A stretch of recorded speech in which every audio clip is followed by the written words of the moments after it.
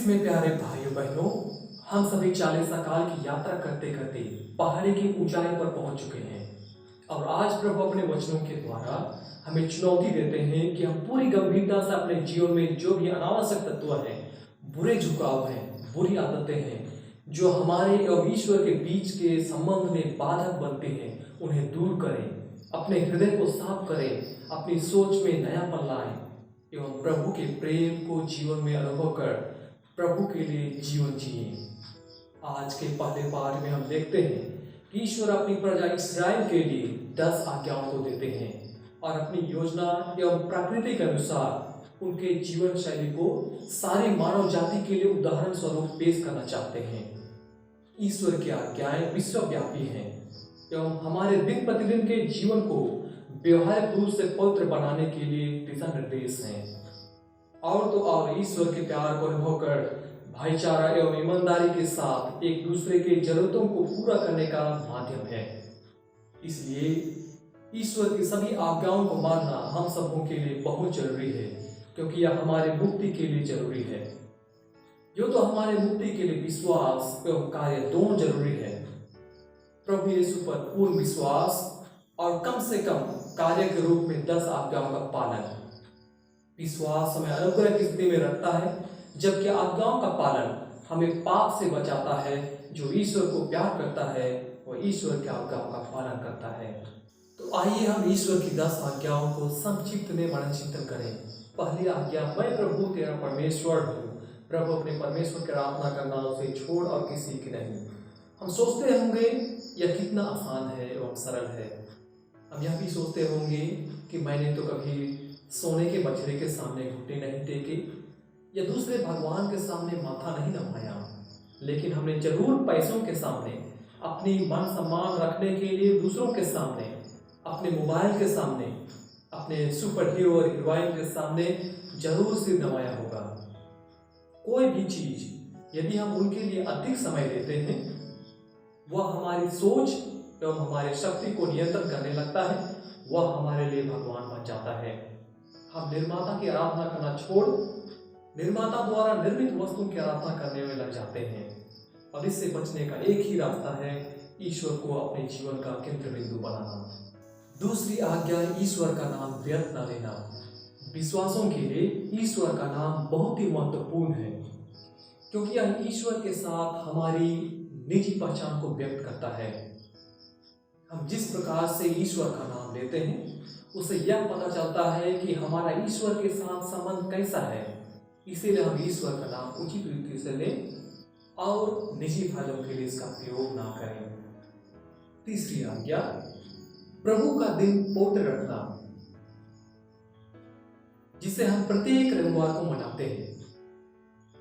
ईश्वर पर पूर्ण विश्वास कर 7 में से एक दिन को प्रभु के हाथों में सौंपना यह हमारे समर्पण को दर्शाता है और यह इंगित करता है कि ईश्वर हमारे जीवन के लिए कितना महत्वपूर्ण है और कितना जरूरी है।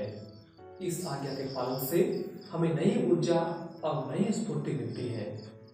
चौथी आज्ञा, माँ बाप का आदर करना। यह पहली आज्ञा है जिसके साथ ईश्वर ने प्रतिज्ञा जोड़ रखा है। इस आज्ञा के पालन से हमें ईश्वर से आशीष प्राप्त होती है। आदर करने का क्या अभिप्राय हो सकता है? इसका अर्थ हो सकता है आज्ञा पालन, सेवा करना, देखभाल करना, उनकी आवश्यकताओं की पूर्ति करना। और यह सत्य है कि जो अपने माता पिता को सेवा करता है वही अपने संतान से सेवा भी प्राप्त करता है।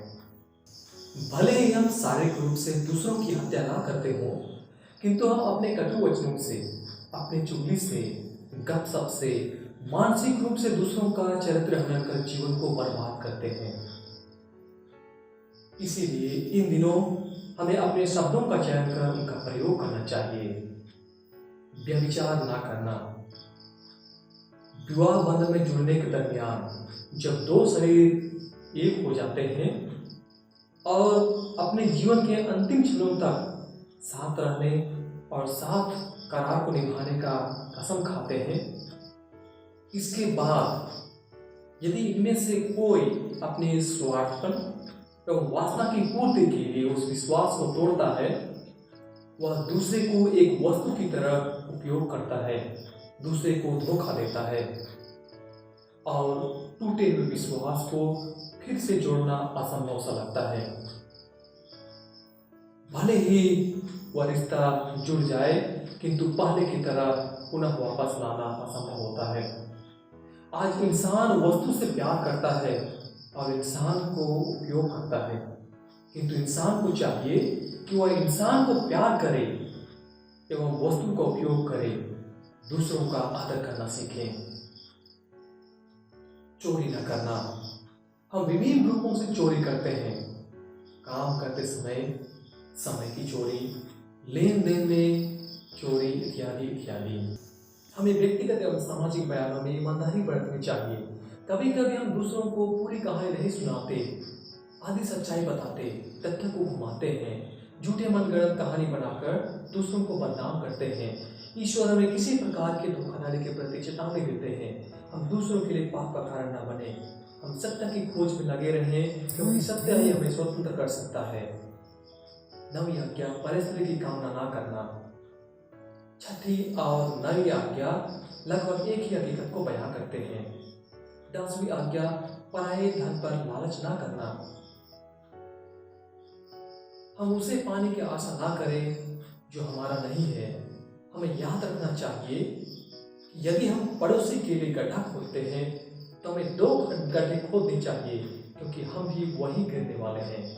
ईश्वर को प्यार करते हैं, उनके लिए आज्ञाओं का पालन खुशी का कारण बनता है और ये आज्ञाएं ईश्वर की इच्छा को प्रकाशित करती हैं, अनंत जीवन का संदेश बनती हैं। किंतु जो ईश्वर से कम प्यार करते हैं, उनके लिए ये आज्ञाएं बोझ बन जाती हैं और वे सोचने लगते हैं कि ये उन्हें स्वतंत्र जीने नहीं देती और वे उनकी परवाह नहीं करते हैं। अंततः आज हमें मन चिंतन करना है कि हम अपने आध्यात्मिक जीवन में कहाँ हैं। क्या हम आगे बढ़ रहे हैं? क्या हम आगे बढ़ चुके हैं? क्या हमारे जीवन में कुछ बदलाव लाने की जरूरत है? क्या हम ईश्वर की आज्ञाओं को बोझ मानते हैं या उन्हें प्यार से गले लगाते हैं? आज के सुसमाचार में हम देखते हैं कि यीशु ख्रीस्त मंदिर में प्रवेश करते हैं और यीशु क्या देखते हैं? वहां प्रार्थना के बदले व्यापार हो रहा है, धर्म के नाम पर कारोबार हो रहा है। लोगों को ईश्वर के पास जाने में अनेकों बाधाओं का सामना करना पड़ रहा है। ईश्वर का मंदिर लेन देन एवं खरीद बिक्री का मुख्य स्थान बना हुआ है और वे क्या करते हैं?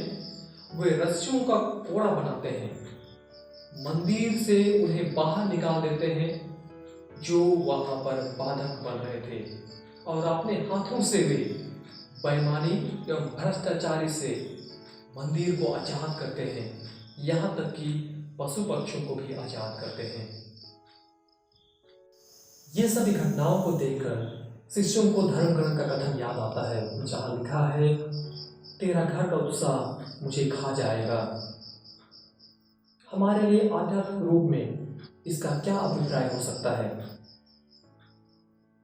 और जब यहूदियों ने उन्हें ऐसा करने का कारण एवं प्रमाण मांगा, तब प्रभु कहते हैं, इस मंदिर को ढा दो और मैं इसे 3 दिनों के अंदर फिर खड़ा कर दूंगा। तब यहूदी कहते हैं, तुम्हारा दिमाग तो खराब नहीं हुआ? इस मंदिर के निर्माण में 46 वर्ष लगे और तुम इसे 3 दिन में खड़ा करने की बात करते हो। किंतु आज हम पवित्र वचनों के माध्यम से यह जानते हैं कि यीशु ख्रीस्त अपने शरीर के मंदिर के विषय में कह रहे थे। संत पौलुस अपने पत्रों के द्वारा हमें बताते हैं कि हमारा शरीर ईश्वर का मंदिर है। जब हम कृपा की दशा में रहते हैं, हमारा शरीर पिता, पुत्र और पवित्र आत्मा का निवास स्थान बन जाता है। आज हम अपने अंतःकरण को झांक कर देखें कि हम क्या हैं। हमारे इस घर के लिए भी उत्साही है और वह इसे भी साफ करना चाहते हैं, पाप से मुक्त करना चाहते हैं। उनका पवित्र हृदय ईश्वरीय प्रेम की अग्नि से जल रहा है और उनका उत्साह हमारे हृदय के कलंक को जलाकर माता मरियम के निष्कलंक हृदय की तरह निष्कलंक बनाने के लिए तत्पर है। दूसरे पाठ में संत पौलुस कोरिन्थियों की कलीसिया को एवं हम सबों को भी न्योता देते हैं कि हम पवित्र क्रूस की विरोधाभास को समझें। क्रूस दुनिया की नजर में अभिशाप का प्रतीक है, किंतु ईश्वर की प्रज्ञा में मुक्ति का प्रतीक। पवित्र क्रूस सभी विश्वासों को यही घोषित करती है कि दुनिया में ऐसे कोई भी बुराई नहीं है जो ईश्वर के प्यार की शक्ति से अच्छाई में परिवर्तित ना किया जा सके। तो आइए हमें जो कार्य करते हैं उसे करें, ईश्वर की आज्ञाओं को प्यार से गले लगाएं और इस सप्ताह प्रार्थना, उपवास या पुण्य कर्मों में अधिक अग्रसर होकर योग्य रीति से पाप स्वीकार संस्कार में भाग लेने के लिए अपने तन मन को तैयार करें। यदि हम ऐसा करते हैं तब बाकी कार्य स्वयं प्रभु करेंगे।